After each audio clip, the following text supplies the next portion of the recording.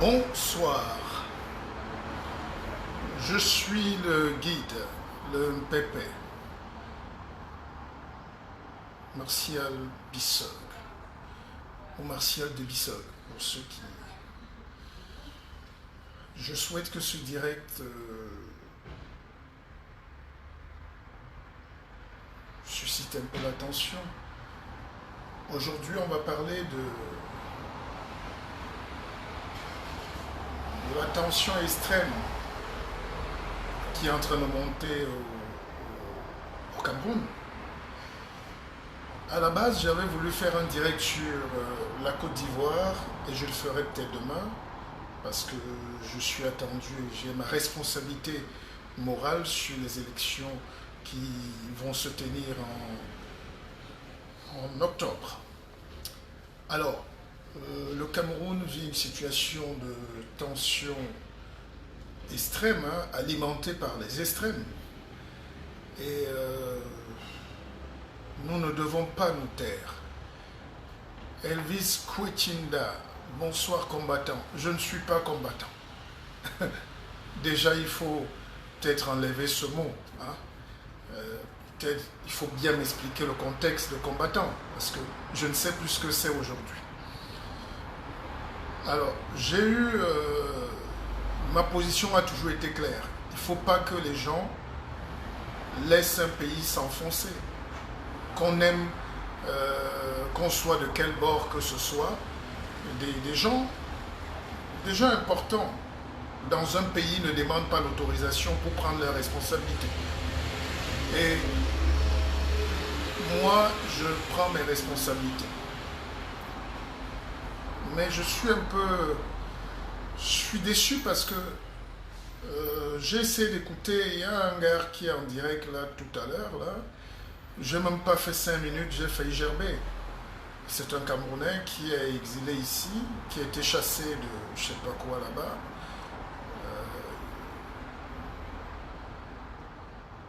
Il méritait la prison, la radiation, il a fui, il est en France. Par n'importe quelle alchimie aujourd'hui, il vit de son boulot en France. Et ce n'est pas la première fois que des énergumènes comme ça occupent la toile. On ne peut rien faire. Alors, la première fois que j'ai écouté ce jeune homme, il parlait de... Je l'appelle jeune homme parce que je pense que c'est mon petit frère. Et d'ailleurs, on dit que ce n'est pas parce qu'on est... Nous tous, on a été jeunes et cons. Mais ce n'est pas parce qu'on est plus jeune qu'on ne sera plus con. Au contraire, la connerie augmente même avec le temps, je pense. C'est comme le cancer. Alors, comment un homme normalement constitué peut parler de l'histoire de son pays en stigmatisant déjà une tribu, d'un, et de deux, il est en train de légitimer, c'est un négationniste quoi. Il est en train de dire que la France a eu raison de tuer les maquisards. Et j'ai très mal, parce que j'ai très mal. Bon, j'ai arrêté évidemment, parce que je n'ai pas pu faire 5 minutes là. Mais en même temps, on ne va pas arrêter l'ignorance. Nous sommes des pays d'ignorants. C'est l'ignorant qui dirige. C'est pour ça qu'il y a des imposteurs qui sont hommes d'affaires, d'autres deviennent milliardaires. On ne sait pas par quelle alchimie un alphabet bête peut être milliardaire dans un pays. Il n'y a pas d'analphabète milliardaire. Il y a des gens érudits. Mais là, quelqu'un n'est pas érudit. Quelqu'un est analphabète. Quelqu'un est con. Mais il est milliardaire. Et il tient une république. Ça ne peut que se passer dans un pays de cons. Et si Donald Trump arrive à payer un pays de merde, démerdez-vous. Démerdez-vous. Comment on peut laisser la parole à ce genre d'énergumène? C'est très choquant. Et deuxième chose, ce matin, j'ai fait une publication sur ma vie, sur les activités normales. Parce que la révolution ne nourrit pas son homme. On paye de sa vie pour la révolution. C'est pour ça que les vrais slogans de la révolution, c'est la patrie ou la muerte. La patrie ou la muerte. La vie, la patrie ou la mort. C'est des combats de mort. Et moi, j'ai risqué ma vie plusieurs fois. Je n'ai pas de CV à prouver ou à présenter à quiconque. Chacun doit assumer sa place dans la République. Alors, quelqu'un m'a envoyé Et c'est ça, c'est cette dualité-là qui m'embête. C'est pour ça que je ne sais pas qui vous êtes. Je n'arrive pas à comprendre les Camerounais. Je vous prends un exemple. Il y a une crise actuellement en Côte d'Ivoire. Préélectorale. Il y a la tension. On a écarté, je pense qu'il y avait une trentaine de candidats, on a retenu 4. Et j'ai un ami, un petit frère qui était journaliste à la radio-télévision ivoirienne, qui est en Côte d'Ivoire, Herman Aboa. Il est en exil. Donc il est contre le régime de Ouattara. Mais il a fait un article, il a fait un post terrible sur le réalisme politique. Il dit, bon ok, Gbagbo, qui est son mentor, est écarté, Soro écarté, ses principaux gars sont écartés, mais il n'a pas dit qu'on brûle son pays. Il a fait un post où il a dit, bon, lui, ses choix politiques vont se déverser sur terre. C'est ça la réalité. La réalité politique en Côte d'Ivoire, c'est qu'il y a 4 candidats. Que tu aimes Gbagbo ou pas, il y a 4 candidats. Voilà la réalité. Et ils vont aux élections. Le rôle, c'est d'apaiser ou bien de brûler. Alors, il y a ce monsieur qui a fait ce post, parce que quelqu'un m'a appelé combattant là tout à l'heure, j'allais mourir de rire. Parce que c'est les mêmes qui t'écrivent après pour te dire que tu n'es rien. Alors, il y a quelqu'un qui m'a fait un post le matin sur ma page, il est venu dire oui, toi tu es là en train de publier tes trucs pendant que la révolution a besoin de toi. On t'attend pour le 22 ou le 22. Le 22, c'est la date d'indépendance du Mali, hein, le 22 septembre. Je croyais que c'est du Mali qu'il me parlait, que peut-être j'ai une affaire là-bas. Non, il me disait qu'il y a le 22 septembre, la marche, il faut que je m'engage. Sinon, vraiment, je dis, mais de quel droit? De quel droit? De quel droit? N'ai-je pas suffisamment payé? Ne suis-je pas suffisamment engagé? Il y a beaucoup qui confondent. Beaucoup, leur engagement politique et révolutionnaire date de 2018, donc il y a 2 ans à peine. 2 ans à peine. Et ils veulent déjà donner des leçons de morale aux gens qui sont nés révolutionnaires. Je suis un chef, je suis un leader, je ne suis pas un imposteur. Ceux qui ont des archives encore au pays peuvent savoir qui nous sommes, nous tous ici. Je vous rappelle qu'en 90, je suis un adolescent, prépubère. J'ai 15 ans. Mais je mène déjà, j'ai assisté à tous les procès. Je vous dis tous les procès. Du moins à Douala, qui est ma ville, qui est mon village. Au plateau Jos, j'ai séché les cours. J'ai amené des camarades à sortir des classes. Tout le lycée Jos s'est retrouvé au plateau Jos. Tous les établissements, il n'y avait pas de réseaux sociaux, il n'y avait pas de live Facebook, il n'y avait pas de direct, mais il y avait plus d'1 million de personnes dans les rues à Bonadjo. Tout Bonadjo était plein et noir de monde. C'est quand même choquant que aujourd'hui les gens prennent la prétention de nous dire qu'on n'est pas assez engagé. Je n'étais pas un adolescent des haricots beignets, des quoi ça et tout ça. Moi, j'étais consciencieux et engagé politiquement. Tout le monde qui me connaît, tout le monde qui m'a côtoyé savait que je suis engagé. C'est parce que nos pays ne donnent pas l'opportunité à l'émulsion du talent. Sinon, je serais peut-être les Macron du Cameroun. Pas seul, mais je fais partie de cette génération qui ne dormait pas. J'étais à la Libération au procès de Célestin Monga. Et je dormais avec la lettre qu'il avait écrite à Paul Biya. Je trouvais ça beau, d'une audace, d'une force. Et qui est le mentor de Célestin Monga?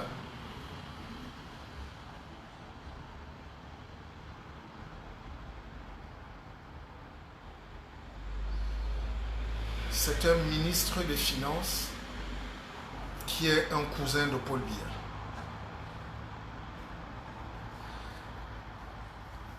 Moi, je suis là, je suis curieux de savoir qui est Maître Yondo Black. Nous sommes en 90. Et j'ai ce cahier où je notais tout. Je suis un jeune qui a tout écrit. C'est pas aujourd'hui que j'écris.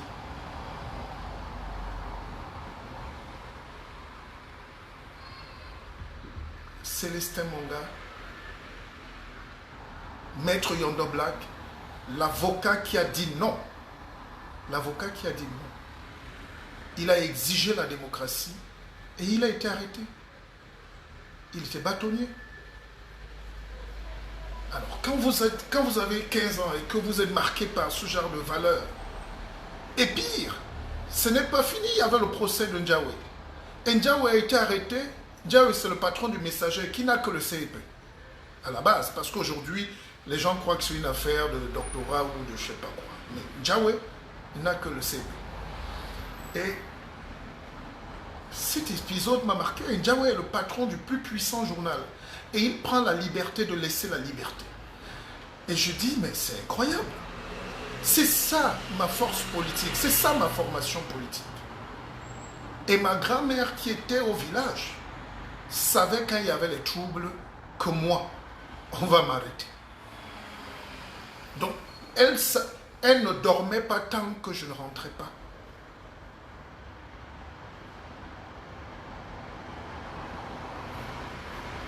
Là, c'est 90. En 84, j'ai à peine... nous rentrons de France et j'ai à peine 7 ans. Et...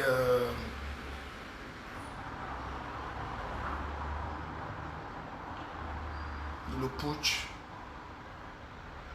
l'arrivée même de Biya déjà, ça créait tellement d'espoir. Ça, c'est pour vous dire. Et déjà, quand... Donc, j'avais tous les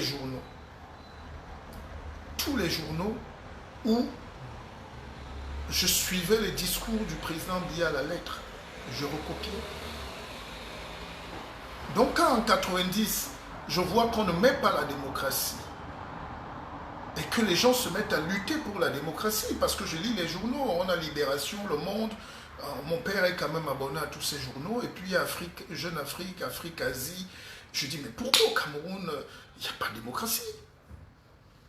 Alors c'est comme ça qu'on développe l'âme d'un révolutionnaire. Et ce matin, j'étais très choqué de savoir, enfin, ces deux événements-là, c'est-à-dire qui motivent que je vous parle aujourd'hui, chers Camerounais, parce que nous assistons à une phase, en fin de règne comme ça, tout est ouvert.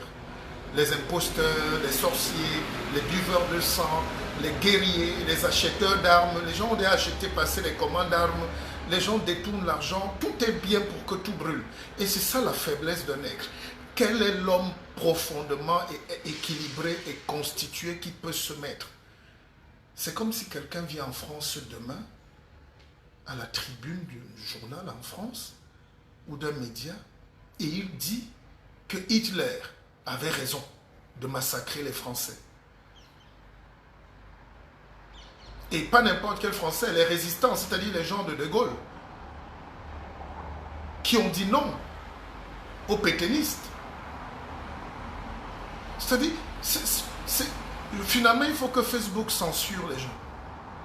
Non, il faut qu'on écrive à Facebook. C'est pas possible. Ça cause du mal à notre intelligence. Et le monde entier nous regarde. Là où on est connecté, là, les vidéos partent partout. Ne voyez pas le nombre qui est là. Mes vidéos ont été... Depuis que je fais les lives, j'ai atteint la barre de 50 millions de vues. YouTube m'a écrit. Donc nous avons une portée, une puissance. Vous croyez que quelqu'un de normalement constitué peut se lever dans un pays comme la France et dire que Hitler, ou dans le monde, même si les gens le pensent, il y a des racistes qui le pensent, mais personne ne peut venir dire que Hitler avait raison de massacrer son propre peuple. Alors quand j'écoute un Camerounais qui est jeune, vous dites que le problème du Cameroun c'est bien, mais il y a une jeunesse là qui est bête. Il y a une jeunesse là qu'il faut cogner. Alors, sur les rapports tribaux fallacieux, hégémonistes, ce gars et ces troupes-là, qui me demandent même des amitiés, je ne sais pas par quelle alchimie les gens comme ça peuvent croire que nous pouvons manger ensemble. Même si on a la même racine anthropologique.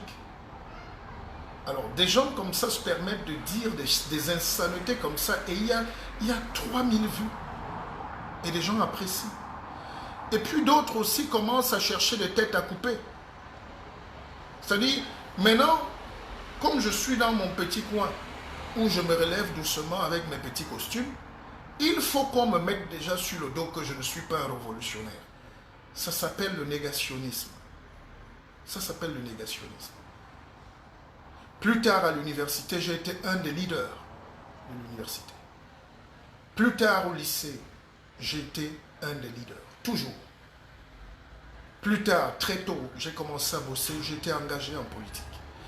Alors, ça, ce n'est même pas le plus dur. Le plus dur, c'est que maintenant, on va parler de révolution. On va parler de révolution.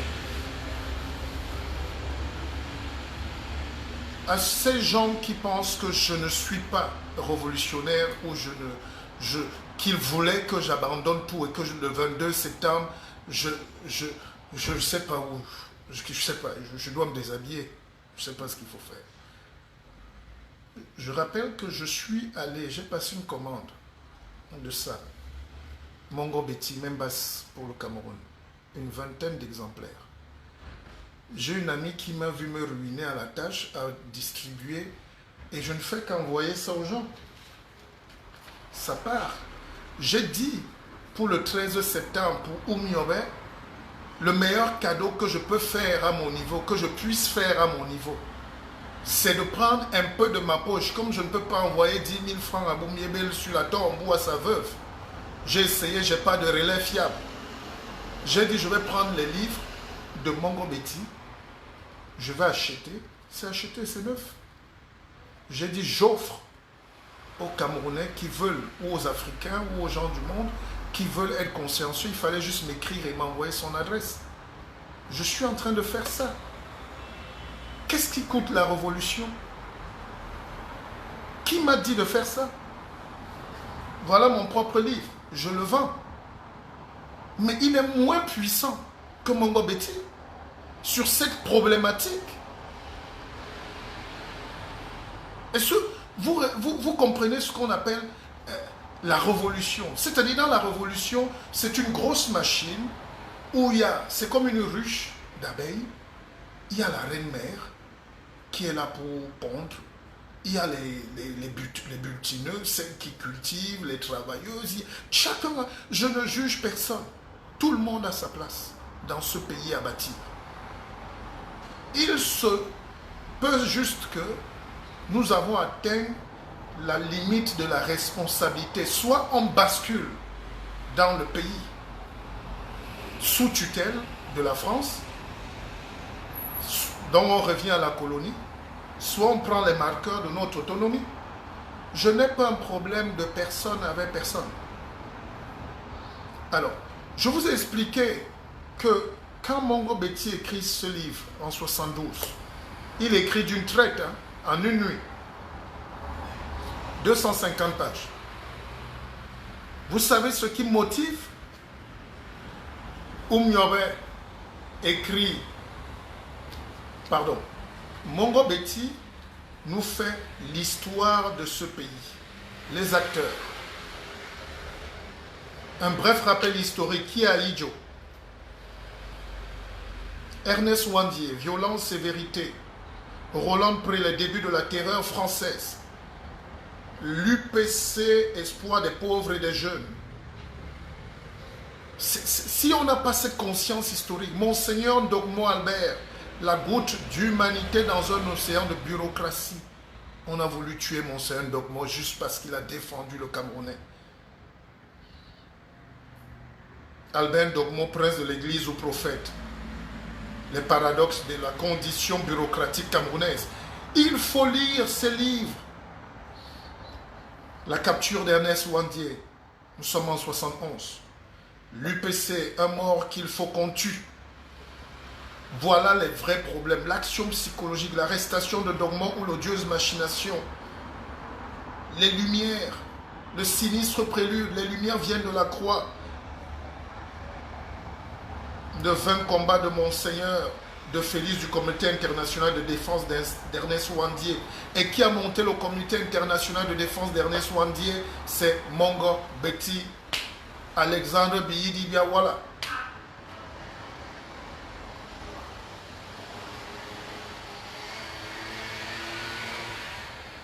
l'intelligence française malade de l'Afrique gaulienne. Voilà. C'est ça qu'on appelle faire la révolution, c'est-à-dire savoir qui on est, s'approprier son histoire. Quel est le Camerounais qui a posé cet acte, ce 13 septembre? Ce n'est pas grand-chose, mais c'est des centaines d'euros que j'ai donnés. C'est des centaines d'euros.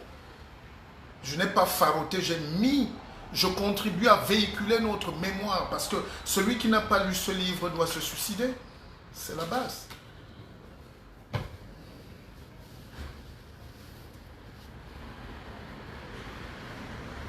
Alors, si Mongo Betty, l'un des plus grands savants du monde, a pris la défense de Wandier, de Ndogmo, et qu'aujourd'hui, des flibustiers nous présentent Wandier comme un maquisard, vous ne voyez pas quand même que le pays est à la dérive? Demain, on va dire peut-être que moi, je tuais, j'égorgeais aussi les gens au Carrefour.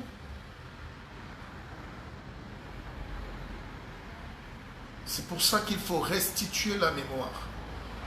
C'est pour ça qu'on ne joue pas avec la mémoire. La mémoire historisante et la mémoire historistique.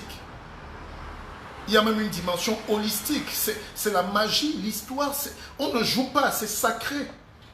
Alors si tout le monde peut raconter ce qu'il veut aujourd'hui parce qu'on a les directs, c'est ça qui amène la guerre civile. C'est ça qui amène les révisionnistes. Alors, de quel droit donc les gens vont se lever là avec leur petite culture et oser vouloir donner des leçons aux gens qui ont tout sacrifié? Si je suis pauvre comme je suis aujourd'hui et vous vous moquez de moi, pour certains, ou vous vous êtes moqué de moi, c'est parce qu'il m'est arrivé dans ce pays, dans cette lutte pour la démocratisation du pays, de me retrouver sans compte bancaire et avec moins de 10 euros, parti d'une fortune, héritier d'une fortune, travailleur de fortune. Je me suis retrouvé en compagnon d'infortune de la misère. C'est l'engagement politique. Moi, quand j'ai lancé ma candidature au Cameroun, tout a été fait pour que ce soit émasculé. Parce que nous, on est des vrais gens. On n'est pas des amuseurs publics. On peut fabriquer des jeunes là, on peut financer des gens, on peut leur donner, on peut signer leurs documents. Nous, on ne nous a rien signé comme document. Au contraire, on a rasé toutes les initiatives de production d'argent, d'économie qu'on avait et l'emploi qu'on donnait aux gens. Alors, pourquoi je fais ce direct? Je me reprends. C'est pour ces deux choses qui m'ont... Je ne suis plus épaté par les Camerounais. Vous savez, on ne demande jamais pourquoi la confiture, quand vous faites une tartine de pain, c'est tout le côté chargé qui tombe au sol. C'est toujours ça. C'est tout là où vous avez mis votre beurre épaté. Mais parce que nous mettons tout à la boue. Le Cameroun est en train de s'auto-suicider là. La bonne nouvelle, j'ai écouté le Drian parler l'autre jour et j'ai ces fiches là ici. J'ai ces fiches. Le Drian dit que l'État français a mis près de 30, en train de mettre près de 20 millions d'euros pour la reconstruction du nord-ouest et du sud-ouest. Mais si on a des idiots qui parlent là et qui déblatèrent, qui sont incapables de donner une politique, ça veut dire quoi? Ça veut dire simplement qu'on a rasé le nord-ouest et le sud-ouest volontairement pour que la France prenne le côté anglophone sous son giron. C'est-à-dire c'est le deuxième suicide du Cameroun. C'est-à-dire les 20% du territoire camerounais qui produisent 70% du PIB veulent être achetés par la France. Et il fallait que vous-même vous fassiez votre propre guerre d'autodestruction. Et moi, je ne mange pas de ce pain. C'est pour ça que tous les gens sont payés pour faire du tribalisme, là. Ils sont payés pour exciter les communautés. Fédération du Nord-Ouest, Fédération ECAN, FEDEC, Fédération Ouest, Fédération... Bientôt, il y aura la fédération de nous, les Pygmées. Mais les gens sont tellement bêtes. Excusez-moi, c'est violent, je sais. Mais vous êtes tellement bêtes en Afrique que la mentalité est comme au Moyen-Âge. Les gens vous poussent à la faute et tout le monde est en train de tomber à la faute. J'ai fait un direct l'autre jour où je vous demandais, mais qui va faire? Pourquoi on est en train de disparaître tous? Il n'y a plus dans ce pays, le Cameroun, des gens qui ont un charisme mystique. Il n'y a plus des gens qui ont une force qui peuvent dire taisez-vous. Il n'y a plus des gens qui doivent dire que la paix revienne. Quel est ce pays où tout le monde est prêt pour la bagarre?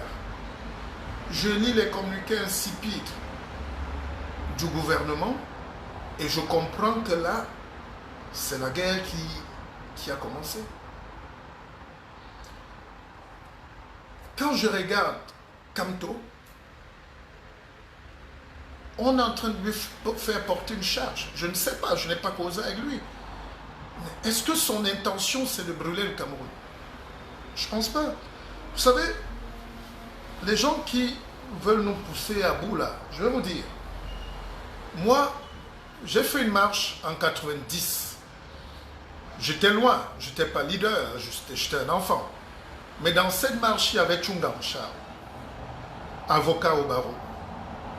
Dans cette marche à Douala, Tchungan qui est devenu aujourd'hui l'avocat du RDPC, hein. La vie est bizarre. Il y avait Charles Tchungan. Et Charles Tchungan m'avait même appelé le rencontrer plus tard au Mont Fébé pour créer Radio Nostalgie. J'avais des projets. Plus tard. Hein. Donc au début des années 2000, je suis allé à la rencontre de Charles Tchungan parce qu'il se rappelait de moi. Il m'a vu petit lutter.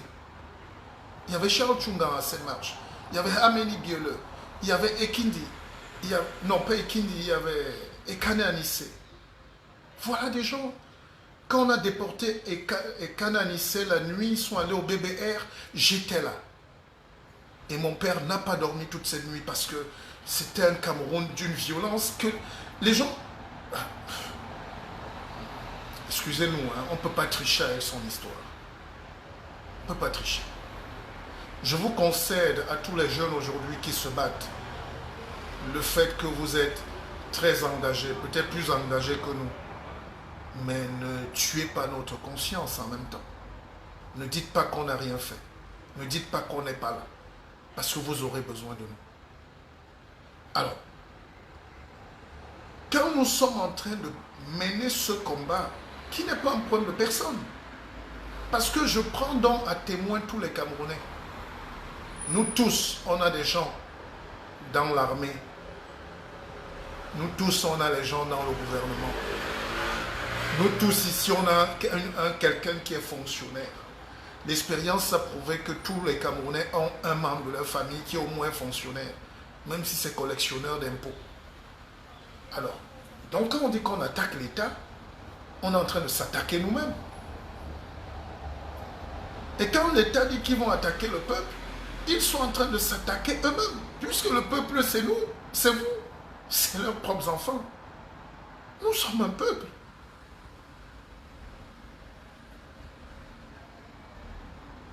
Moi j'ai vu,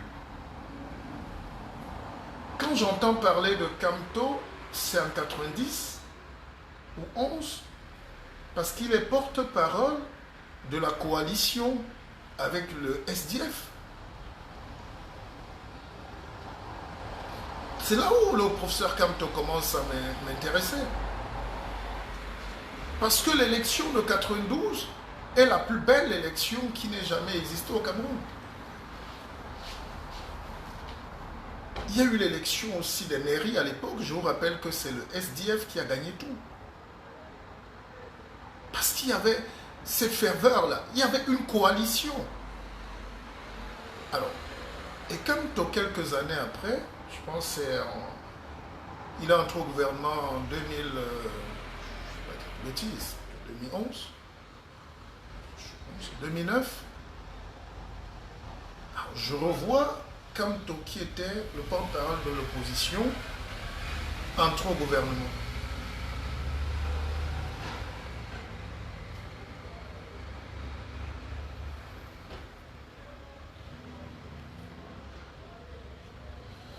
quelqu'un me parle que j'ai moins de followers. Mais je n'ai pas besoin de followers, jeune homme. Il y a toujours... Je vous ai dit, ce n'est pas parce qu'on était jeune et con qu'en vieillissant, on est plus con. On est plus con parce qu'on vieillit mal avec la connerie. On n'est pas à la quête des followers. Je ne fais pas du sensationnalisme. Je suis un responsable qui dit ce qu'il doit dire. Je vais en Côte d'Ivoire, vous verrez comment je serai reçu. Je connais votre mauvais cœur des Camerounais. C'est pour ça que rien n'avance. Je connais votre mauvais cœur. Alors, donc, Kamto, enfin je suis plus trop au Cameroun, hein, entre-temps, voilà, je suis revenu en France, je fais ma vie, mais je remarque quand même que Kamto entre au gouvernement, par mérite. Mais je dis quand même que finalement la politique n'est pas un des camps de tranchées. Vous avez vu quand l'un des brillants avocats camerounais est mort, le docteur Sop, qui ne se prévalait jamais de son titre, mais qui était un esthète du droit. Quand il est mort, Grégo Ona est venu et il était à côté de Kamto. Or, ils étaient à couteau tiré il y a quelques mois au Conseil constitutionnel. Ils voulaient bagarrer sans séparer les habits, sans déchirer les habits. C'est des amis, c'est des collègues. Je veux dire que les gens veulent faire comme si nous devons être ennemis. Nous sommes dans une lutte politique. La politique, c'est bagarrer sans déchirer les habits. C'est marcher sur les œufs sans les casser. C'est une guerre, mais sans effusion de sang. Mais si on commence à parler de sang, de mort, de ceci, et moi, vous voulez que je me mette de quel côté? J'ai essayé d'avoir le cabinet du ministre Atangandi. J'ai fait des directs et je les instruis, parce que je suis républicain, de ne pas tirer sur les Camerounais. Donc, moi, même le rôle de modérateur, là, personne ne veut plus la modération. Ça veut dire que le Mimboumi m'anime vraiment. Or, c'est une erreur grave. Tout ce que nous sommes en train de faire est en train de coûter cher à l'économie. Nos enfants ne vont plus bien à l'école, les gens ne mangent plus, il n'y a pas de travail, il n'y a plus d'espoir. Nous sommes en train de détruire notre économie par des intérêts. Je vous dis, un homme ne fait pas 40 ans au pouvoir sans que ça ne laisse des traces. La transition politique au Cameroun sera très dure. Si on n'est pas sage, ça va nous emporter pour beaucoup. Nous allons déstructurer notre pays. Si vous voulez, moi je peux mourir ici. Hein. Mes enfants me disent, papa, ne rentre plus dans ce pays. Donc nous on a deux pays. Pour ceux qui n'ont rien là-bas, ne nous faites pas... Moi je ne suis pas là pour mettre l'huile dans le feu. Alors je revenais sur l'épisode de Kamto, c'est 2004-2011. Alors, si Kamto entre au gouvernement, ça veut dire quand même que il n'est pas bête. Il s'est dit qu'il peut. Et s'il n'était pas entré dans ce gouvernement, par quelle alchimie il allait porter le dossier de Bakassi? Par quelle alchimie il allait travailler avec? Parce que les gens font comme si nous devons être d'un camp, nous devons être... Ma position aujourd'hui ne me permet pas de dire que je suis l'ennemi d'un quelconque Camerounais. Quand Atangandji vient au Cameroun ou en France, il va jouer au tennis avec qui? Yannick Noah, qui est mon cousin aussi. Yannick Noah, c'est le chef des étoudis. Donc ils ne vont plus jouer au tennis parce que vous n'êtes pas honnête, vous. Alors, ce Camerounais qui m'a envoyé le message pour me dire, oui, mais pourquoi tu n'entres pas dans la révolution? Pourquoi tu dois marcher? Parce que je dis, non, tu ne me donnes pas des ordres, un, tu n'as pas qualité, et deux, tu n'as pas de leçon à me faire. Et toi, tu es actuellement... Il dit, il est au boulot. Je dis, il est au boulot. Donc, lui, il est au boulot aux États-Unis. Et lui, il m'oblige, moi, d'arrêter mes activités qui peuvent me payer un petit caleçon pour aller dans la révolution. Parce que lui, il veut. Pourquoi vous avez cet esprit, cher Camerounais?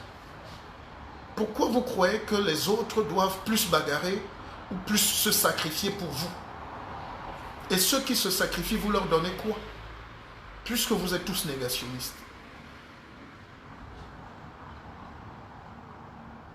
Pourquoi vous croyez que vous êtes plus important et vous, vous avez le droit de gagner vos marchés, de faire vos affaires, de prospérer, de travailler, et les autres doivent mourir à la tâche? Il faut donc savoir que la révolution, c'est la perte d'énergie. Il faut savoir que la révolution, c'est la perte des opportunités. Il faut savoir que la révolution, c'est la perte de sa famille nucléaire. Il faut savoir que la révolution, c'est la mort. Alors, au lieu de préparer les esprits donc au combat qui nous attend, pas le combat des Camerounais entre eux, mais un combat qui va nous permettre enfin d'avoir notre pays. Parce qu'on n'a pas de pays. Je vois des gens qui rigolent là, vous n'avez pas de pays. L'intelligence qui est au Cameroun frise -0. Parce qu'il n'y a pas une conception intelligible d'une nation. Personne n'a réfléchi. Même le droit, on a pris les calculs de la truc français, on a collé là. On a envoyé les gens étudier ici, ils ont triché, ils sont venus coller. Mais le copier-coller ne crée pas un pays. Le pays est une conception mystique des forces qui disent, nous, on a décidé de bâtir un pays qui s'appelle Tang, où on débâtit et on déconstruit tout ce qui a été laissé par le colon. Mais un pays où tout est colonial, un pays où tout appartient à ceux qui ont bâti leur pays, toutes les plantations, c'est pour que l'huile de palme fabrique le Nutella ici. Le bois qu'on coupe, c'est pour qu'IKEA fabrique les meubles. Les Louis XIV, les fauteuils. Tout ce qu'on vend comme cacao, c'est pour que le café ne manque pas à la table des petits Français. Qu'est-ce que vous avez eu le temps de bâtir? Donc, c'est une démarche. Et je parle à tous les pays africains qui se lèvent. Oui, même les Ivoiriens ont essayé. C'est maintenant que quand tu leur présentes le schéma de leur pays, tu dis, mais profitez donc des accords d'Oufoué et prenez l'argent, investissez, développez-vous. Dites-moi, quel est le plan de développement? Qui a mis le projet de structuration du Cameroun? Cette planification du Cameroun des années 70, c'était la volonté du colon. D'accord? Qui n'était pas mauvaise. Mais les gens ne vont pas planifier.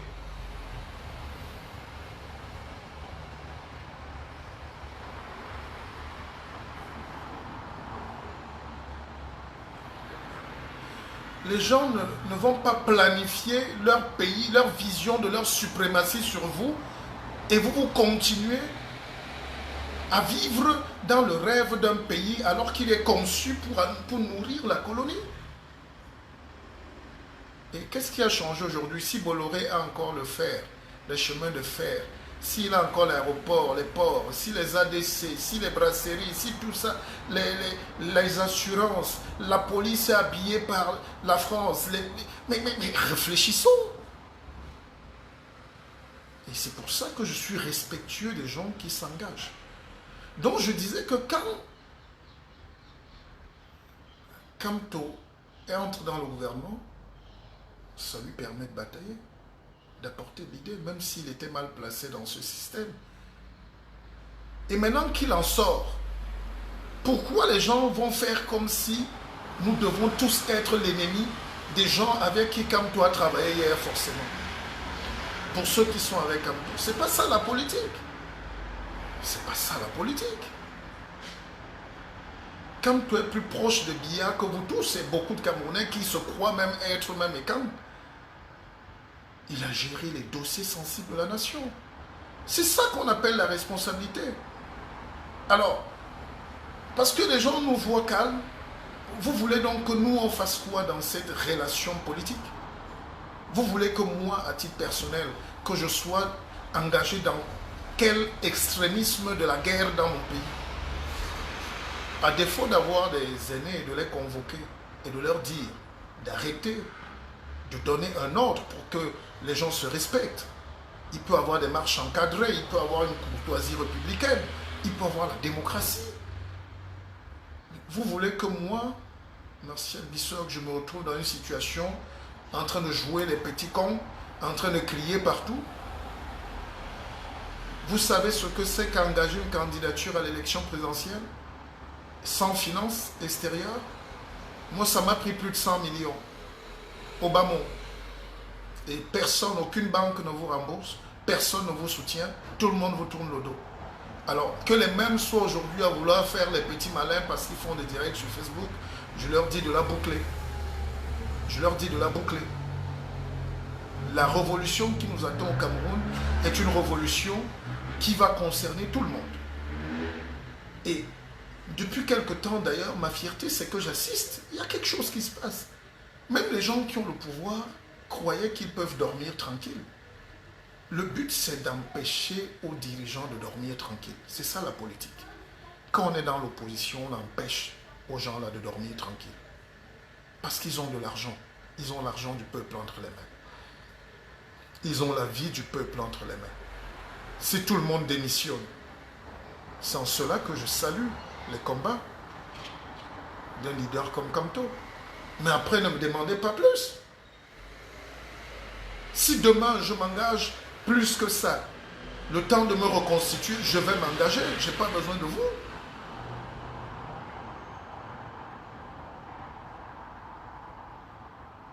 Je dis si demain, parce que demain est ouvert, demain nous appelle.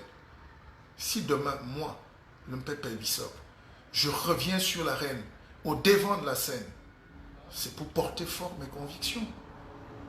Mais entre-temps, je ne vais pas me taire. Je ne me suis jamais tué. Quand Kamto était en prison, heureusement qu'il y a les images qui sont là, contre tous. Vous savez le nombre de directs que j'ai fait par jour. Il m'arrivait de faire 4 directs par jour pour demander qu'on libère le président Kamto. Je ne sais pas si c'est aidé, mais vous méprisez ma force. Au Cameroun, ma force compte. Je suis le jeune qui a donné le ton à la jeunesse. Je suis celui, pour dire le premier, qui a osé. Mais je n'attendais pas un salaire. Je n'attendais pas de gagner. Je n'attendais pas je ne veux rien. Aujourd'hui, s'il y a des jeunes qui ont pris le relais, qui sont plus brillants, qui sont plus beaux, vous estimez être plus forts, mais qu'ils travaillent plus que nous. J'ai produit des émissions au Cameroun pendant plus de 7 ans, pendant 10 ans. À 1 million de francs la semaine, une émission. Certains peuvent rire, mais ça a un coût. C'est l'argent de mes enfants. Donc vous êtes égoïste et vous voulez que les autres... C'est quand même trop facile. La révolution, donc, c'est les canons de pensée. Il faut les médias. Il faut la lecture, il faut l'histoire, il faut créer la mémoire, il faut développer la conscience, il faut muscler les neurones. Maintenant, après, il faut aussi instiguer et canaliser les jeunes.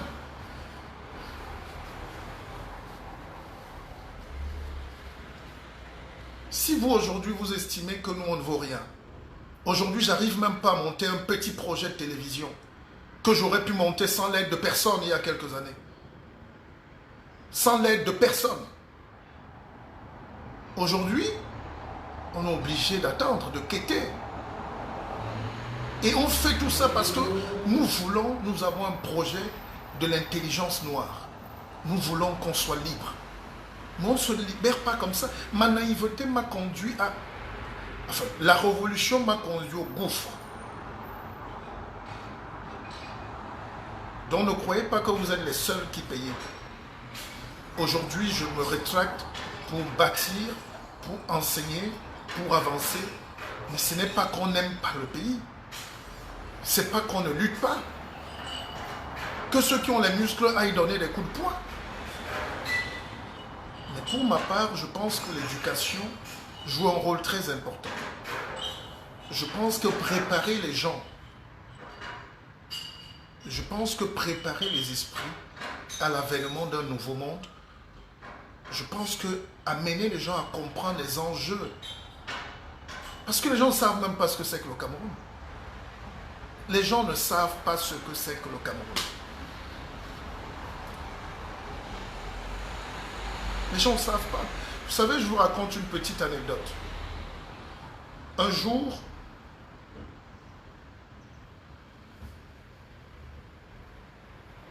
je suis à l'hôtel Sawa et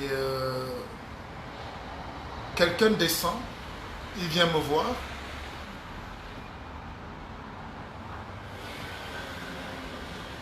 Il me dit, il se présente comme le médecin du chef de l'État. Au Cameroun, tout le monde se présente comme il veut. Bon, je ne crois pas trop. Moi, j'ai d'autres projets. Et nous sommes en 2012 ou 2013. Il me dit, Monsieur Bissok, allez tout de suite, je suis venu de Yaoundé pour vous voir. Allez me chercher 5 exemplaires de votre livre. Le chef de l'État a besoin de vos livres. Non, 10 exemplaires. Et je dis, ouais, ça c'est quelle malchance. 10 livres. Je vais chez moi, j'oublie, je dis, mais il y a des gens à Yaoundé terribles. Comment quelqu'un va vouloir que je lui donne 10? Moi je vends mes livres, déjà c'est ça qui me fait tourner. Me prendre 10 livres comme ça, à 50 000, ça fait combien? Nous sommes au Cameroun, hein? Nous sommes en 2013. Le lendemain, le type vient à mon bureau, 7 heures, parce que j'étais toujours le premier arrivé.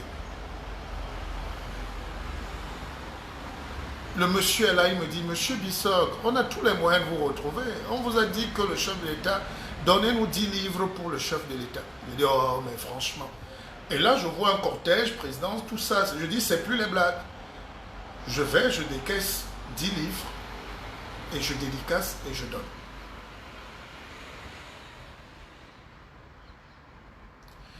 Les 10 livres partent et j'oublie. Et le monsieur en partant me dit, votre profit intéresse beaucoup le chef de l'État. Je dis, oh, mais vraiment, bientôt on va me demander 50 millions aussi pour entrer dans ces choses. Et nous sommes en 2013. Je viens de rentrer de France. Je suis jeune, je suis motivé. Donc, pour dire aux gens que ce n'est pas un anonyme qui vous parle. Et puis, je rentre un jour d'une mission de la présidence au Gabon. Je suis avec la grande sœur Anne-Marne Voto, qui est là, qui est à Yaoundé.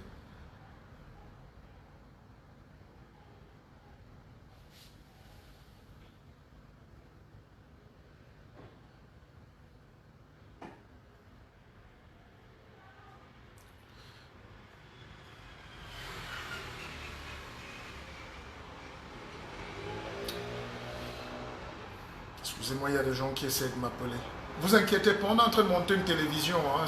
C'est des sujets comme ça qui me poussent à croire qu'il faut qu'on agisse. Si l'Afrique n'a pas ses vrais médias, on va disparaître. Si on n'a pas les vrais canons, si on attrape le pouvoir de transformer le monde par le média, la radio, la télé, les satellites. Alors, donc je rentre d'une mission et je suis avec une grande sœur, Anne-Marne Voto, parce que j'amène une délégation chez les chefs d'État depuis longtemps. Depuis longtemps. J'ai été le pionnier. Beaucoup sont devenus milliardaires aujourd'hui et avec le tapage qui va avec. Mais je suis à la base de ces cabinets-là. C'est mon cabinet qui est le premier qui va vers les chefs d'État. C'est l'histoire. Alors, je rentre du Gabon et puis dans l'avion, à l'escale de Libreville, il y a un monsieur qui vient d'Afrique du Sud se soigner ou accompagner sa femme. Et qui est ce monsieur?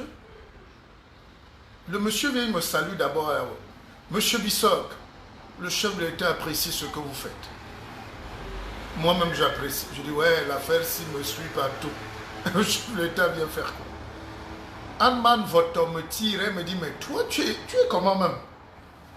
Vous les jeunes, si vous êtes comment? Toi, tu as une chance terrible. Tu connais l'homme là? Je dis non. Elle me dit, regarde bien le visage. Je dis, oh, Elle me dit, c'est le petit frère, même père, même mère du chef de l'État. Il s'appelle Papa Pierre Meba. Je pense qu'il est encore vivant. Et on arrive à Douala. Le monsieur on me conduit au salon d'honneur. J'attends. Il me fait asseoir. On ne relève pas les secrets des causeries. Et je dis, mais il connaît mon nom. Il me parle du président qui connaît mon nom. Il a vu mes yeux. Mais je dis, ah, finalement, dans ce pays-là, tout est tracé alors.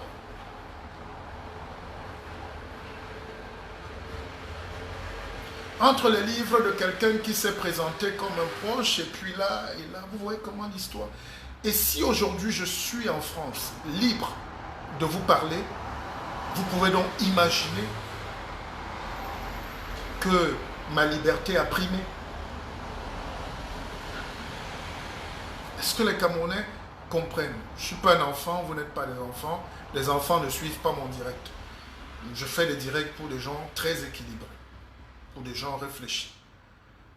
Alors, si je suis là aujourd'hui en train de vous parler, c'est parce que j'ai eu le choix. Pas une fois, pas deux fois, pas trois fois. J'ai eu le choix. J'ai le choix. Mais après, je me dis quand même que non.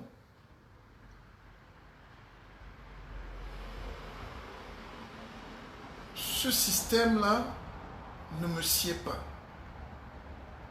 Ce système-là, c'est pas le président Biya peut-être qui est mauvais. Le président ne peut pas vous appeler, vous refuser. J'ai été. C'est pour ça que je connais pas mal de choses sur la République, sur le président, qui sont des choses de la République. Je ne suis pas un bavard, je ne suis pas un enfant. Donc, si je suis revenu là pour gagner à la liberté, à la dignité, c'est parce que j'ai compris qu'il y a un problème de management profond au Cameroun. Il y a sortir le Cameroun de l'état villageois. Vous ne pouvez pas imaginer, c'est un système villageois. Je ne veux pas défendre, par exemple, le président Biya, mais je vous prends un exemple. Je ne défends pas le président Biya.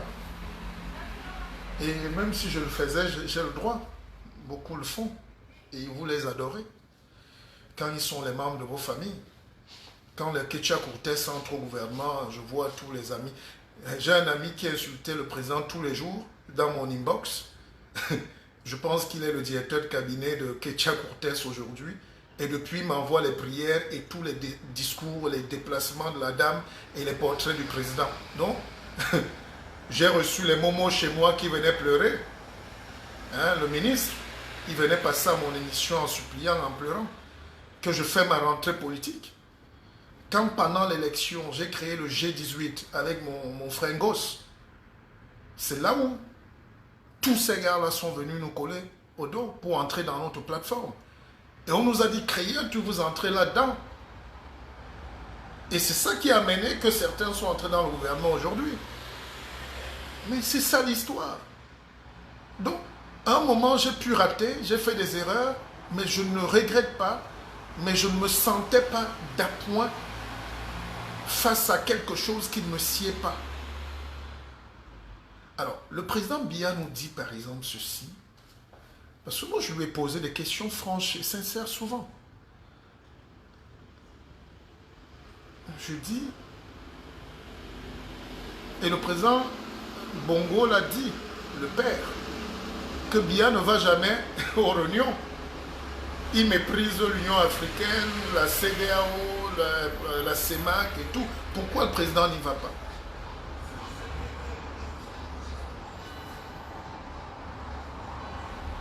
La réponse du président qui m'a donné à réfléchir, c'est que le niveau est très bas. Il s'ennuie avec ses confrères. Parce que quand il les appelle, ou quand l'UDEAC ou la CEMAC se réunit, au lieu de parler des questions économiques vitales, du pays et de l'intégration, parce que le Cameroun porte l'UDEAC ou la CEMAC, je ne sais pas. C'est nous qui avons l'économie. Et toutes les lois, si vous êtes honnête en tant que Camerounais, sont bloquées. Sont bloquées par les Gabonais refusent d'ouvrir la frontière. Ils jouent double jeu. Les Équato-Guinéens ont déjà même mis le mur entre le Cameroun et nous. Les Tchadiens, de temps en temps, les coups de feu en Djamena et puis Kousseri. C'est incroyable. La Centrafrique est un pays détruit. S'il n'y avait pas le Cameroun et Toumenta, le général qui est mort, il y aurait plus de Centrafrique aujourd'hui. C'est le Cameroun qui sauve la Centrafrique jusqu'à présent. Parce que c'est la CEMAC. Alors, donc, le président Biya dit quand même un truc qui n'est pas faux. C'est que comment rester longtemps avec des gens pendant que lui parle d'ouverture, de marché commun, de zone franche. Les gens sont là en train de parler de visa, de carte de séjour, de trucs sur les... Et lui, ça l'embête. Voilà ce que j'ai retenu. Un des pans que je retiens du président Biya. Donc, il a jugé que les autres sont en arrière. Il est très moqueur, mais il a dit qu'il s'ennuie avec des gens qui ne pensent qu'à fermer les frontières.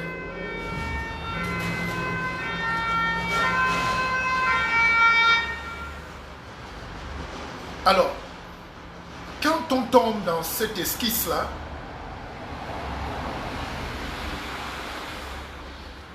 vous comprenez qu'on a un problème au Cameroun, un problème de sauvagerie politique, de villageoiserie politique. Et c'est pour ça que la démocratie ne peut pas prendre corps. C'est pour ça que la bonne gouvernance ne peut pas prendre corps. C'est pour ça que la traçabilité ne peut pas prendre corps.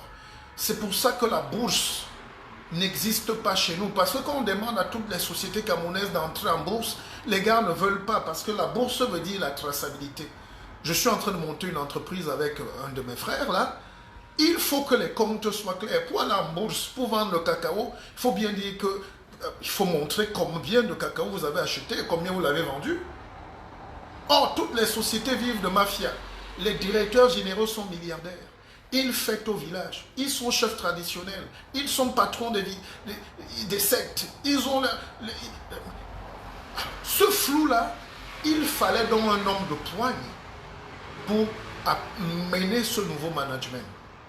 Et c'est là où le président Biya, peut-être avec l'âge, vous conviendrez avec moi qu'il y a des défaillances. Il y a des défaillances énormes. Mais je peux vous garantir que tous ces gars ne sont pas bêtes. Ils sont juste villageois. Ils sont juste villageois. Je vais vous prendre un autre exemple. Nous sommes à Yaoundé et puis, paix à son âme, Belinga Eboutou, il est directeur de cabinet civil, il me fait appeler. Et je suis avec un frère qui s'appelle Justin Tabou, qui est là, qui est vivant. C'est lui qui est Afrique Média. On arrive chez Belinga Eboutou, à Yaoundé, à la sortie. Hein, il y a une station Total. Quand vous êtes sur l'axe lourd, vous entrez quelque part là, il habitait là. Il demande à me voir. On fait la chapelle. Et puis on est là assis. Il me donne son siège. Belinga Eboutou. De regretter mémoire. Et sur son siège, pour ceux qui le connaissent, il y avait une peau de panthère. Il me fait asseoir sur la peau de panthère. Il dit, pourquoi vous êtes dur pour la République? Je vous épargne les détails. Alors, moi j'ai donc compris que le fond au Cameroun, c'est que nous ne sommes pas prêts à basculer. Regardez la peur qu'on provoque. Une simple marche. Une simple marche. est en train de susciter la colère. Toute la République est en branle parce que les gens n'arrivent pas à comprendre. René Sadi, que vous voyez à ses enfants, qui sont mes petits frères et qui sont déjà préfets. Certains sont préfets. Et René Sadi a commencé à travailler avec Aïdjo. Avec Biya, il avait 22 ans. Vous croyez que quand vous êtes à côté donc, de ce type de management, pas qu'il est nul, c'est un intellectuel, mais il ne comprend pas que nous avons basculé dans un monde où il y a la liberté, où les gens peuvent s'exprimer. Donc c'est ce travail-là. Et jamais dans l'histoire de la science politique, on a un peuple a cédé sa liberté et l'a retrouvé plus tard. Donc en 90, nous étions libres de marcher. En 2020, on n'est plus libre même de tousser. Parce que volontairement, chaque jour, nous perdons des tranches de liberté. Les gens sont au bar. Les gens nous demandent d'aller agir. Pour eux, ils sont au bar. Les gens sont en train d'avoir 10 copines au quartier, ils font ce qu'ils veulent, ils dansent, les Facebook. D'ailleurs, si nous accédons au management suprême au Cameroun demain, moi le pépé, je vais interdire la danse pendant au moins 2 ans. C'est-à-dire, la danse où les fesses bougent, là. Il faut l'arrière-train. Parce que quand les fesses bougent, la moelle épinière est bloquée sur le cerveau, on ne réfléchit plus. Et on ne pense qu'aux choses basses des instincts. La boisson. Vous voyez comment les Européens dansent? C'est Monon Djana qui le disait, je pense. Quand les Européens dansent, ils dansent en bougeant la tête. Parce qu'ils calculent. Leur danse, ils ne savent pas danser parce qu'ils n'ont pas le temps. Mais un peuple qui s'applique à bouger les fesses, c'est un peuple qui est bête. Un peuple qui... Parce que l'énergie pour bouger le bassin, c'est trop... Vous mobilisez toute la tête en bas. Mettons la tête en haut. C'est de ça qu'il s'agit. Aujourd'hui, les gens, dans un pays normal, dites-moi par quelle alchimie,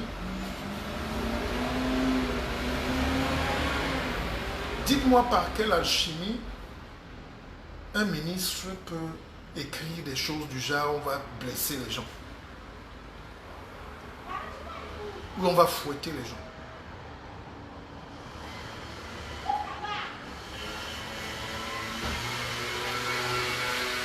Comment un ministre peut oser dire, donc il assume la volonté d'aller brutaliser le peuple qui est souverain?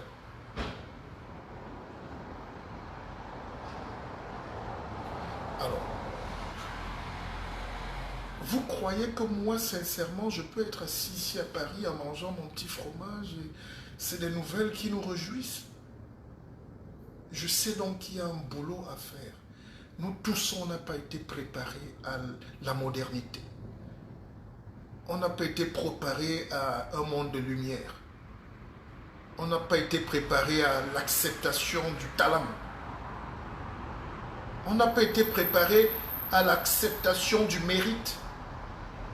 La méritocratie existait pendant quelques temps et après, on est entré dans les copinages, le communautarisme. Quand vous parlez déjà en isme, là, tous les mots en isme vont suivre. Tribalisme, sisme, tout ce que vous voulez, isme là. Parce que nous avons refusé d'aller vers la lumière. C'est tout le secret. C'est le secret du développement, aller vers la lumière, aller vers le talent. On ne demande pas le bavardage, la lumière. Mettez la lumière là où il y a l'obscurité. Mettez la liberté. Mettez la conscientisation et créez la conscience.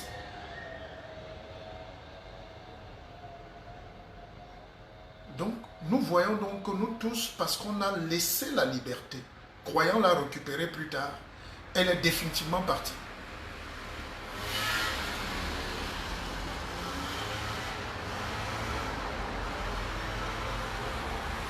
Mes chers frères et sœurs, voici donc l'heure où chaque Camerounais, qu'il soit de n'importe quel camp, pour l'instant, permettez que je n'ai pas de camp. Mon camp, c'est la vérité. Mon camp, c'est la justice. Mon camp, c'est le progrès. Je suis un révolutionnaire. Je n'ai pas besoin de débat là-dessus. Dans ma propre vie, tous les choix que j'ai faits, m'ont amené souvent à aller vers la liberté au détriment du matériel. Et aujourd'hui, ça me coûte. Je serais comme beaucoup d'entre vous, j'aurais préféré et les postes, et les avantages, et les marchés, et l'argent, et tout, et me taire. Je ne me suis jamais tu face à vous. Chaque fois qu'il y a eu injustice au Cameroun, vous m'avez vu devant. Que ce soit pour la marche de la jeune dame tuée à l'hôpital par la bêtise managériale. Monique Oumateke, c'est moi. Je n'étais pas le seul, mais je dis moi. Au moins moi, je peux assumer que j'étais là. Les autres, je ne sais pas. C'est moi qui ai organisé la marche. Et je vous rappelle que l'homme qui est gouverneur, quand je vous disais que le Cameroun est très compliqué, tout le monde est imbriqué là-dedans. L'homme qui a aidé, par exemple, au transport de Oumyobé quand il est tué, c'est un notaire qui s'appelait Sende Ezeka et un jeune étudiant camerounais à Paris, ingénieur de pont et chaussée, Simon Gagnon, qui est directeur du port de Douala plus tard. Mais c'est lui qui porte Oumyobé. C'est lui qui met ses petits moyens d'étudiant. Donc, ça n'a pas empêché qu'il travaille pour le Cameroun. Est-ce que vous comprenez? Je vous prends une autre petite anecdote. Je parlais de Koumateke, par exemple. Quand nous décidons de descendre pour marcher, alors que tout était dur, la sécurité était partout, toute ma maison était surveillée toute la nuit. Vous savez qui est le gouverneur du littoral? Allez lui demander. Le gouverneur du littoral. D'ailleurs, j'ai un jeune qui est rentré au Cameroun récemment, qui allait ouvrir une activité au Cameroun. Il a acheté une pondeuse en Suisse, un appareil frigorifié de pondeuse, où il peut faire 1500 poulets par semaine, enfin 1500 œufs, un truc comme ça par semaine. Je lui ai juste donné le numéro du gouverneur. C'est quand il arrive à Douala qu'il m'appelle, il voit comment tout est bien suivi et le gouverneur assiste à l'inauguration. Il ne croyait pas. Le gouverneur, c'est mon oncle. Donc c'est le frère de ma mère. Le gouverneur Samuel Ivaha Dibo. Alors, quand vous avez dans un pays comme ça, où tu tamponnes là, tu tombes sur un oncle. Tu vas là-bas, tu tombes sur une tante. Tu vas là-bas, tu as un cousin qui est dans l'armée. Tu vas là-bas, tu as un oncle qui est au ministère. Vous allez les tuer. On va se tuer. Le rôle donc de nous, mon rôle, le mien, c'est d'appeler à l'apaisement. C'est d'appeler à la liberté. J'ai vu que par exemple le gouverneur du littoral a fait une note avec le gouverneur du centre. Je ne suis pas très bien informé, mais ils ont pondu des notes, des circulaires qui interdisent. Tout à l'heure, je vais prendre mon téléphone et il me suit. Je vais dire à mon frère, parce que je suis chef des deux côtés, je vais dire à mon chef, à mon frère qui est mon oncle, Ivaha Diboua, et qui est mon ami, je vais lui dire, hé grand frère, même si les ordres viennent de je ne sais pas d'où, dans ta conscience, toi qui es un homme croyant de Dieu, tu crois que tu peux mettre des chars à Bonadjo, tu vas tuer les gens? C'est ce qu'on appelle jouer sa partition. Je vais entrer en contact encore tout à l'heure avec le cabinet d'Atangandji pour lui dire à Atangandji, parce qu'un des meilleurs amis d'Atangandji est aussi un de mes tontons.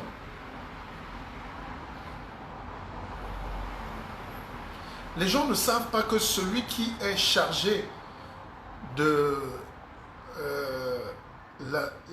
les rapports de la sécurité, parce qu'Atangandji s'est occupé de la sécurité du Cameroun. Fabrice Ngami, t'es plus cohérent le PP. Non, je ne débat pas avec vous. Parce que quand tu ne comprends pas, je ne débat plus avec vous. C'est pas toi qui m'as donné la cohérence. Je ne peux pas être cohérent aujourd'hui et ne plus être cohérent hier parce que tu es content ou pas. Je ne gère pas vos humeurs. Écoutez bien. À la même dimension que personne ne m'achète le costume, je ne gère plus les humeurs des petits Camerounais. Voilà un enfant qui dit que je ne suis plus cohérent parce que j'étais cohérent hier. Hein?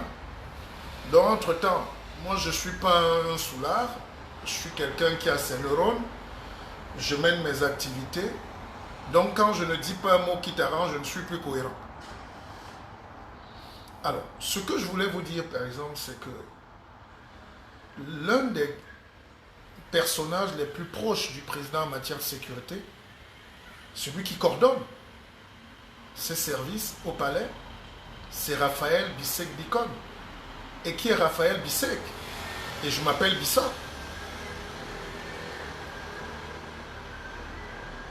Donc, on a encore des leviers dans ce pays si imbriqué que je vous rassure que même Kamto a plus de gens dans ce système que vous tous qui êtes réunis là. Soit il les a enseignés, soit il était à l'école avec eux, soit ils ont grandi ensemble. À l'époque, tout le monde grandissait à Yaoundé. Il y avait une seule université. Vous croyez que des gens là ne se connaissent pas depuis 30-40 ans?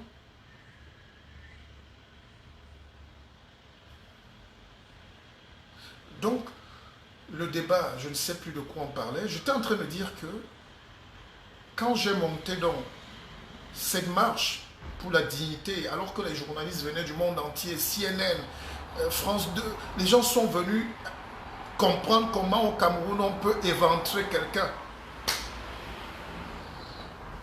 Comment on peut encore éventrer quelqu'un devant l'hôpital.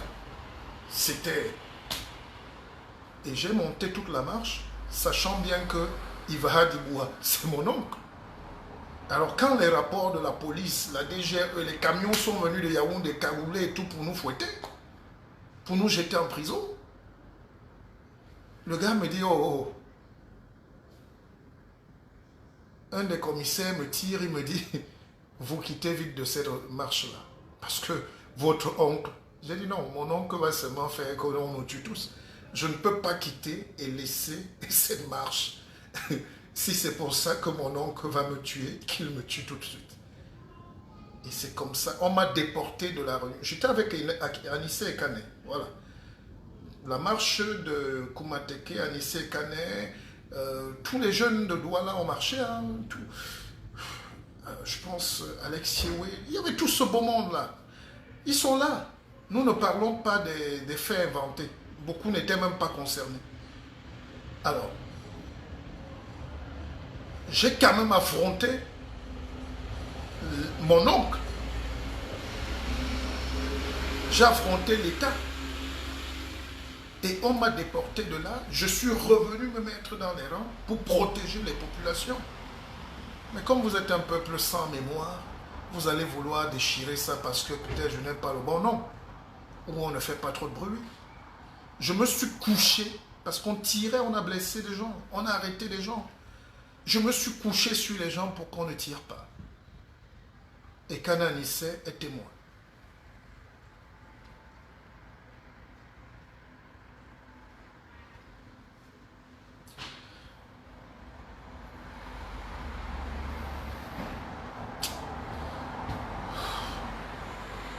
Mes chers frères et sœurs, oubliez tout ce que j'ai dit peut-être ce soir, mais n'oubliez pas un seul événement, c'est qu'il y a l'avènement d'une nouvelle république. D'un, c'est inéluctable, c'est la vie humaine qui nous contraint en ça. Deux, ne mettez pas trop d'espoir sur les personnes, sinon on sera, vous allez dire demain qu'on vous a déçu, que on n'est plus cohérent. Si j'avais signé un contrat de cohérence avec quelqu'un, c'est que j'ai perdu mon contrat ce soir, par exemple. Toi, moi, le Pépé, je ne participe pas aux officines de guerre et de mort, du sang. Le sang versé ne me touchera pas. Pas des Camerounais, pas des Africains. Même en Côte d'Ivoire, si je vais là et que je sens que c'est pour que le sang des Ivoiriens ou des Africains tombe, j'enlève mes mains. Je fais ce direct plus pour dire aux gens, vous n'avez pas le monopole de la révolution, vous n'avez pas le monopole des combats. Ce n'est pas vous qui donnez les points sur les bons ou pas combattants, parce que les combattus d'aujourd'hui, c'était les combattants d'hier. Et ceux qui combattent aujourd'hui étaient ceux qui ne combattaient pas hier. Mais par contre, il y a des gens qui combattent depuis qu'ils sont petits. Voilà le message premier que vous devez retenir. On ne naît pas révolutionnaire, sinon je vous aurais connu. Il y a certains qui ont traversé le désert, les pieds ont un peu brûlés, il dit qu'il est fâché. Il ne faut pas confondre la colère et l'âme de la révolution. Il y a quelqu'un qui n'avait pas le travail à Douala ou à Bafoussam ou à Yaoundé et qui a pris la route du désert. Je respecte ses souffrances. J'ai beaucoup de petits frères qui sont parmi. Mais ce n'est pas pour ça que vous allez croire que vous êtes révolutionnaire. Vous êtes un frustré. Vous êtes un type qui est fâché. Il a perdu, il a raté le concours, soit du BIR, soit de la police, soit de... C'est un gars qui a raté le concours peut-être de l'ENAM. Vous êtes des frustrés. Et ces frustrations-là, on doit vous canaliser pour réfléchir ensemble. Mais ça ne vous donne pas le droit de croire que vous avez le monopole de la révolution. Je m'en voudrais par exemple ce soir si je ne parlais pas d'un monsieur qui s'appelle Ndjekam Tchameni, que je ne connais pas. Vous savez, avec le temps, on oublie les icônes. Hein? S'il y a des gens à décorer au Cameroun, c'est Ndjekam Tchameni par exemple. En 87, nous sommes des jeunes lycéens. Ndjekam Tchameni est le premier Africain à créer un ordinateur africain. Et cet ordinateur s'appelle Ramsès. Et je rentre de l'école, je suis ça au journal.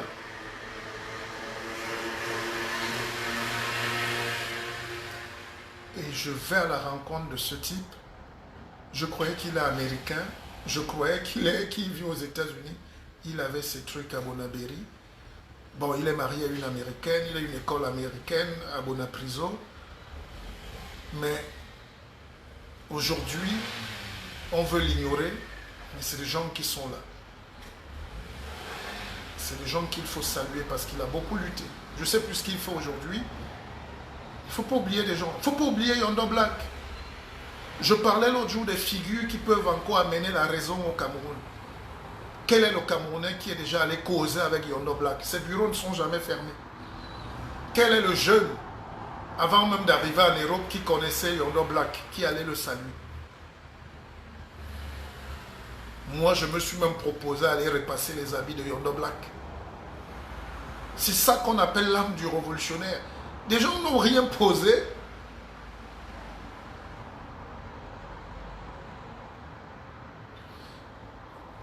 Aïcha Bonita, you don't care anymore about Biya. Je ne suis pas là, je ne peux pas faire l'éloge de Biya, mais je ne vais pas non plus mentir. Vous ne voulez pas que je dise, je ne vais pas dire ce qui n'existe pas. Ce que je sais qui peut déstabiliser le pays, je ne peux pas aussi le dire. Je ne suis pas là pour ça. Je fais un direct qui va donner les pistes à l'armée française ou au service secret de venir nous punir pour 50 ans encore. En quoi j'ai aidé le Cameroun? Battez-vous comme vous êtes en train de faire par tous les moyens, mais ne faites pas de négationnisme des deux côtés. Si c'est ça qui fait de moi un homme pas cohérent, je vous dis merci. C'est que je ne suis pas à votre hauteur. Il y a un zozo là qui a dit que Wandi était un maquisard. Je ne peux pas l'accepter. Ndogmo était un maquisard. Je ne peux pas l'accepter. C'est un zozo. Alors, si vous voulez que c'est des gens comme ça qui vous parlent, je vous dis bonne chance. Je ne peux pas aussi accepter que quelqu'un se mette là dans ce coin et puis commence à m'indexer que je dois faire plus. Comme si c'est un concours de... Il faut que j'aille me déshabiller, de crier. À peine on vient vous aider, vous nous salissez. Vous ne respectez personne même dans... C'est-à-dire le Cameroun est une grande... C'est la cour du roi péteur, pas péto. Tout le monde pète plus haut que son huc là-bas. Chacun se prend déjà pour un super je ne sais pas quoi au Cameroun.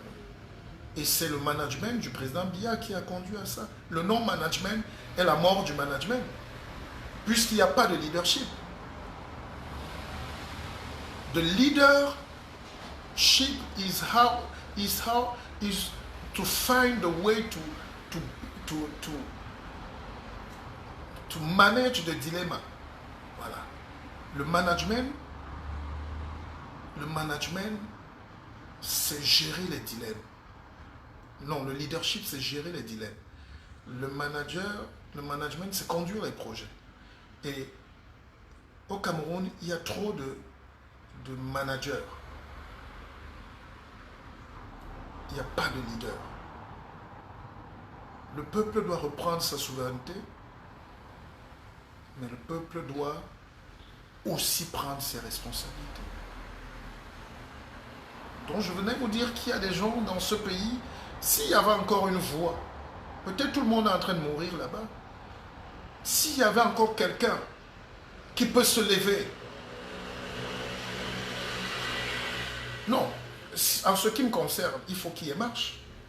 Enfin, je n'ai pas de consigne à donner, je vais donner de consigne à qui? Je ne vis plus là-bas. Je n'ai plus rien, on a rasé mes plantations et tout, on a tout fermé. Je me suis retrouvé en Europe comme un fou, effectivement, qui n'a jamais eu de l'argent ni de la vie. Donc, je n'ai pas de consigne à donner, vous êtes assez mature.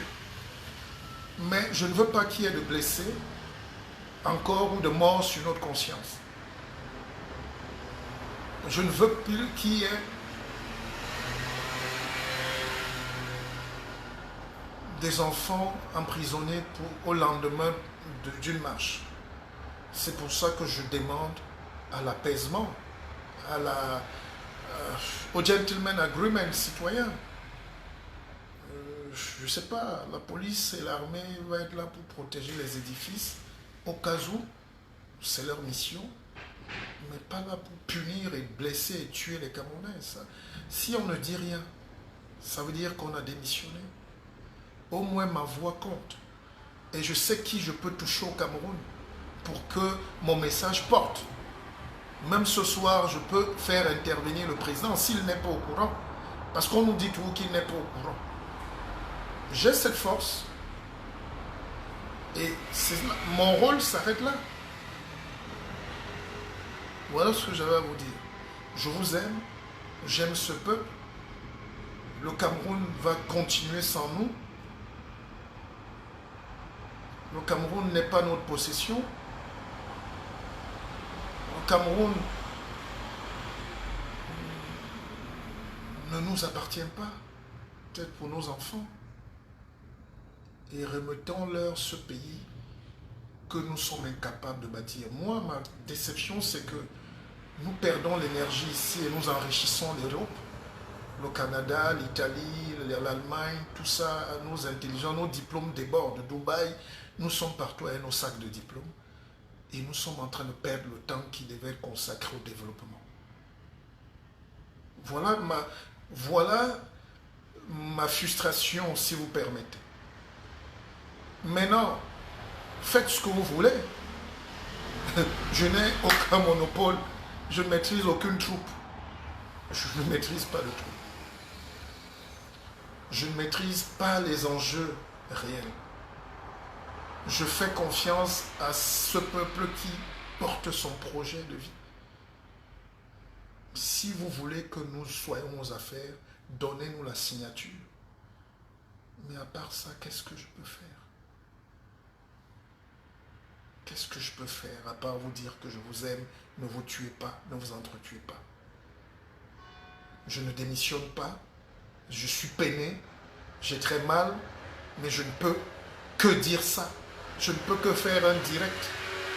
Quelqu'un a dit que notre rôle maintenant c'est les directs. Mais les directs vont devenir un média puissant bientôt. Mais c'est les idées qui transforment le monde.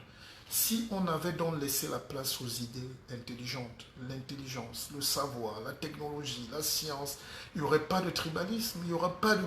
Tous ces problèmes-là, c'est la misère, c'est l'échec. C'est l'échec. Donc je ne peux pas dire ça et quelqu'un dit que je ne suis plus cohérent parce que je ne suis pas en train de marcher au soleil avec vous, je ne suis pas votre égal. Des gens qui ont même pas un centième de mon niveau, vous les respectez ici, vous leur donnez même des titres, vous cotisez pour qu'ils vivent bien. Vous êtes animés tous par le tribalisme. C'est un cancer camerounais, il faut le changer, il faut le guérir. Il est en train de faire des métastases. Et on se découvre aujourd'hui être la risée du monde.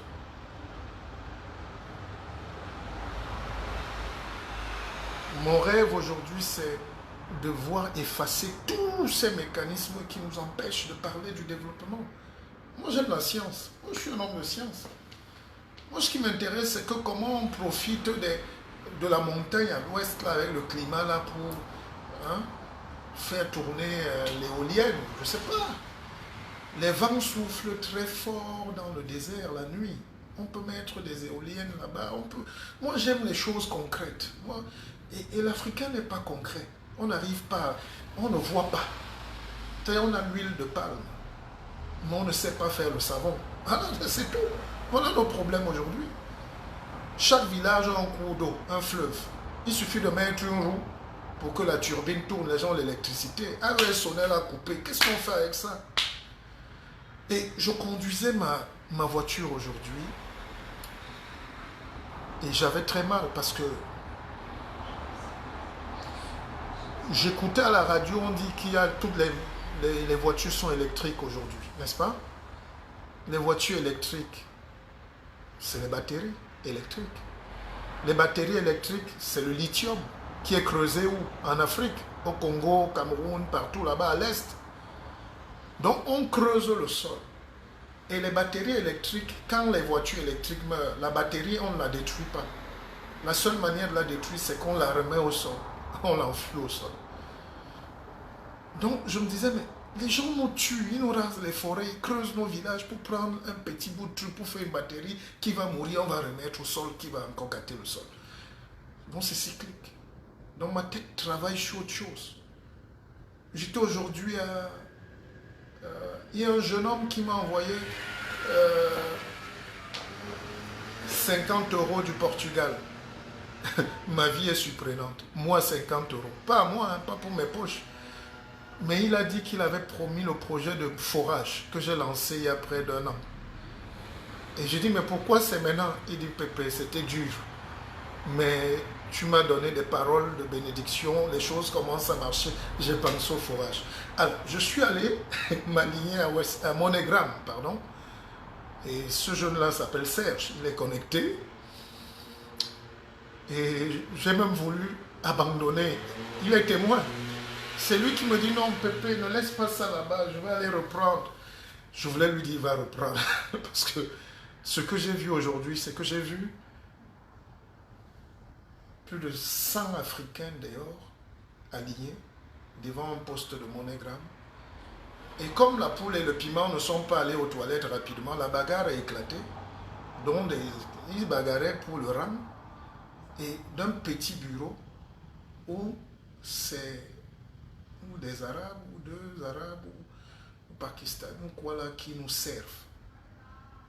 Voilà nos problèmes aujourd'hui. C'est pour ça que j'ai créé Afkeva Bank pour dire, mais est-ce qu'on n'a pas de... Pourquoi il y a bagarre ici? Un Ivoirien m'a dit, mais écoutez, monsieur Bissor, on vous suit. Hein. On vous suit tous vos directs. Hein. Nous, on vous suit. C'est pas vous-même qui dites souvent qu'on est incapable de créer. Dès que tu vas donner un petit bureau de Monogram Western Union à un Africain, il va venir là en tant que patron, 2 jours, 3 jours, il ne va plus venir, 4 jours, il va mettre des secrétaires qui vont insulter les gens. Et nous, au moins ici, les Arabes, là, au quoi nous servent facilement. Voilà là où moi je pose mon axe. Voilà un pays comme le Cameroun. C'est très passionnant. Hein? On était les premiers en Afrique à avoir, c'est quoi, Express Union. comment vous appelez ça? Western, non, Express Union. Mais avant Western Union, dans les années 90-2000, j'ai mon grand frère, René Yoko-Fils, qui avait déjà créé le premier service de transfert d'argent au Cameroun et en Afrique. Renseignez-vous bien. Nous sommes dans les années 98. Alors, West Express Union est mort aujourd'hui par la bêtise, le refus de la modernité, l'enfermement, le manque de transparence, le manque de technologie. Les Européens sont venus observer, Orange est venu observer la faille. Ils ont mis les moyens, ils ont développé les astuces, les logiciels, et aujourd'hui, Western Express Union, ou quoi là, n'existe pratiquement plus. C'est terminé. Dépassé par l'intelligence. Voilà nos vrais problèmes.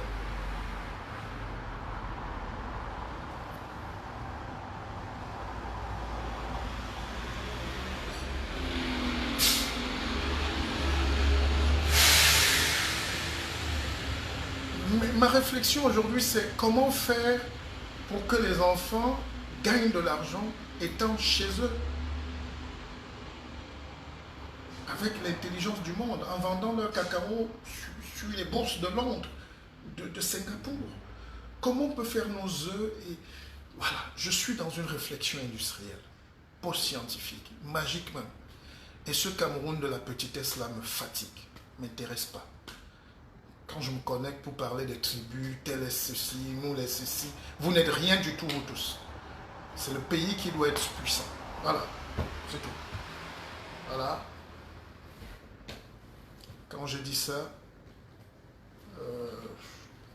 non, ça part. Voilà mon livre. Bon, le direct est terminé, hein. Faites ce que vous voulez.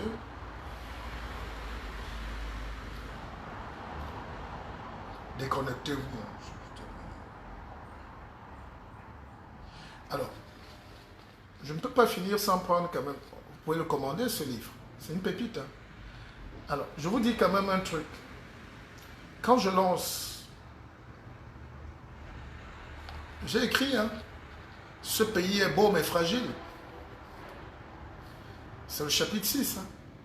C'est ça qu'on appelle la révolution aussi.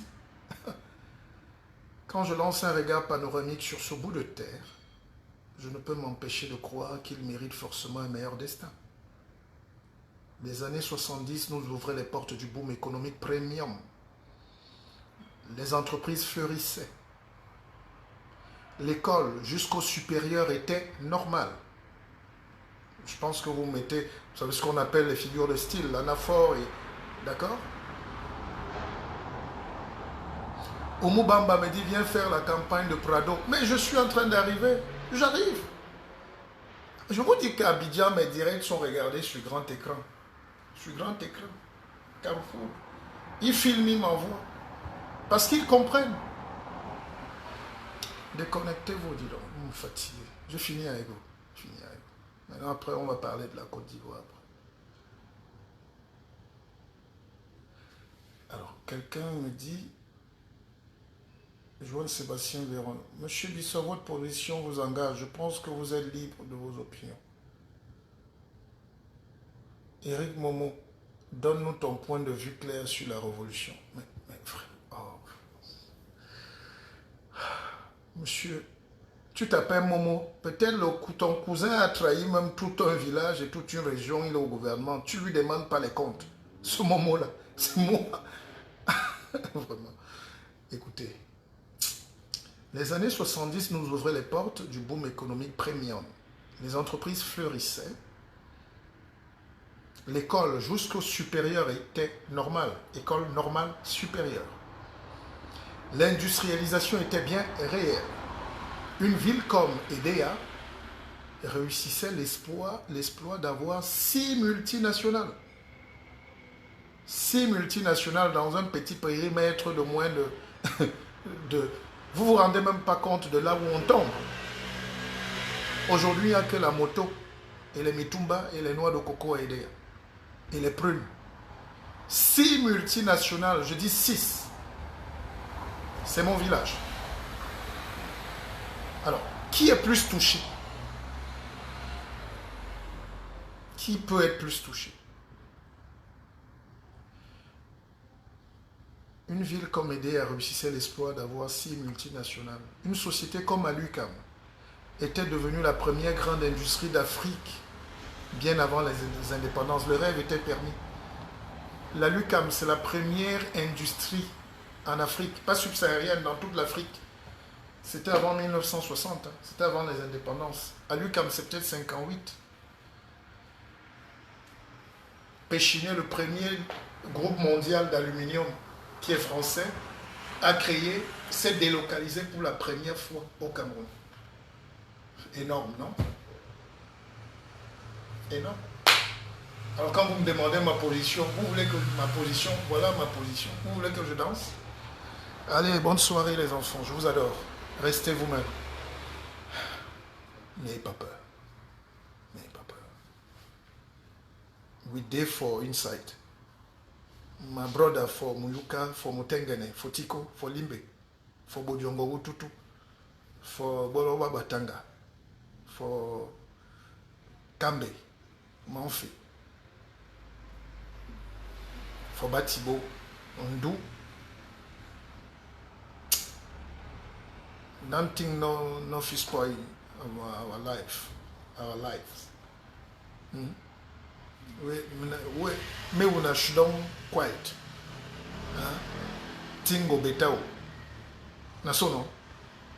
Maintenant, il faut aussi parler à nos frères là qui se sentent abandonnés. Tingo beta. Mia di yayo. But you think say we know the yayo. We the yayo. Bon.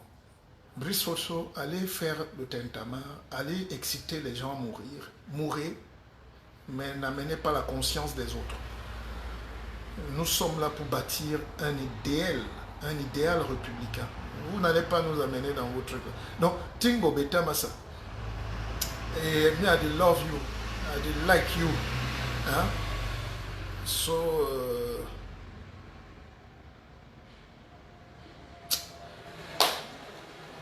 I hear you, brother. I hear you. The thing the hot say we don't make war, we don't kill our picking set. But don't think me the hurt me. Don't think the hurt me. You know. I know they fine. I know they fine.